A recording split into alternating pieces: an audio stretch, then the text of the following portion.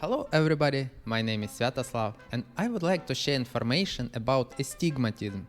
Astigmatism is when a person looks somewhere and sees double. For example, trying to read some text and it's doubled. Astigmatism can appear if a person looks at the screen from the wrong angle. For example, when laying on a bed, or if a screen much lower than the eye's level.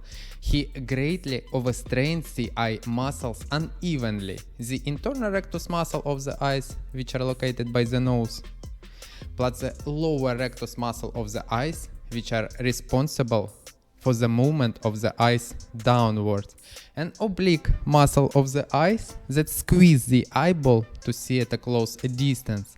Eye muscle becomes unevenly hypertrophied, overtrained, but the external rectus muscles, which are located near the weight area, and the upper rectus muscle, which are responsible for the movement of the eyes upwards, are stretched and weak.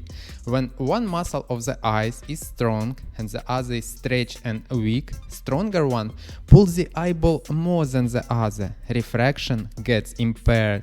This condition of the eyes is called astigmatism, and the picture begins to double.